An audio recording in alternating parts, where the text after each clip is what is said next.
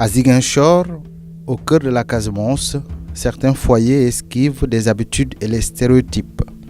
Dans une société où les tâches ménagères restent souvent perçues comme un domaine exclusivement féminin, les hommes choisissent aujourd'hui de s'impliquer activement dans les soins domestiques. Leur engagement apporte un souffle nouveau à la vie familiale et inspire autour d'eux. Chez la famille Kébé, à Brody, le partage des responsabilités est devenu une évidence. Ousmane, le chef de famille, se confie. Au début, c'était difficile. Avant que je ne me marie, déjà, je le faisais. Les gens me disaient que Gour du balai, Gour du defni.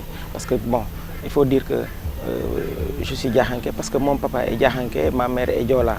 Donc les deux traditions ne sont pas les mêmes. Les mentalités n'étaient pas les mêmes. Chez mes parents, pour voir un homme balayer, c'est tout un tas de problèmes. Ou bien un homme faire les tâches ménagères, c'est tout un tas de problèmes.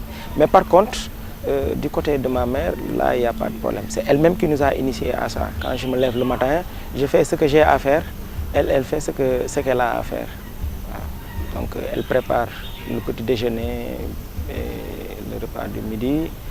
Moi, je me charge de nettoyer la maison et puis de nettoyer l'extérieur aussi. Dans le quartier Néma 2, ce professeur de lettres, père de 2 enfants, raconte son expérience. Depuis notre très jeune âge, on a eu à bénéficier de cette répartition des tâches à la maison. Donc je peux dire que les tâches sont genrées. Ici chez moi, madame aussi est une enseignante. Si on ne s'entraide pas, on ne va pas se retrouver. Souvent, je me lève très tôt le matin, je prépare mes filles, je les assiste à se laver, à porter leurs fringues et pour qu'elles puissent partir très tôt à l'école. Et préparer entre-temps aussi le petit déjeuner. Je fais la vaisselle évidemment. Quand madame est occupée à faire autre chose, donc si je peux aider, j'aide. Et souvent aussi, je lave les toilettes pour que ce soit en bon état aussi. Leur entourage, d'abord surpris, commence peu à peu à comprendre leur choix. Effectivement, il y a d'autres qui me disaient que si tu continues à faire ça, tu vas enterrer ta femme. Ils ont tout dit, beaucoup de choses. Des fois, ils te disent que la note, comme la maison est propre, c'est bien. L'environnement est propre, c'est bien. Si c'est ça, c'est bien. J'avais dit que ça, c'est pour décourager seulement. Au départ, il y avait des incompréhensions. Ils ne pouvaient pas comprendre qu'un homme pouvait balayer la cour de la maison. Et des jugements, des fois, acerbes, te comparant même, à est-ce que c'est un homme vraiment, un homme véritable.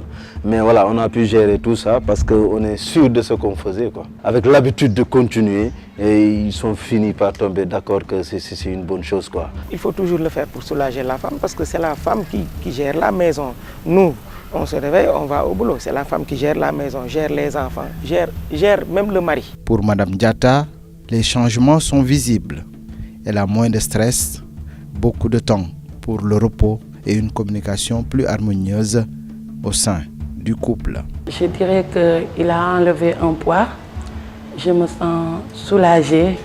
Il m'aide beaucoup, surtout avec les enfants. Comme je travaille, parfois je n'ai pas le temps aussi de m'occuper correctement des enfants. Et quand il m'aide, vraiment, ça me soulage. Parce que les petits trucs, les petites maladies, les petits maux de tête, vraiment, ça diminue aussi. Le stress, surtout le stress. Parce que quand on a beaucoup de choses à faire, on passe et ça vous stresse. Et on prend de l'âge, c'est pas bon pour la santé. Dans ces foyers, l'implication des hommes dans les travaux domestiques devient un moteur de changement social. Les témoignages recueillis montrent que le partage des tâches améliore non seulement l'équilibre familial, mais aussi la santé mentale des femmes et le développement affectif des enfants.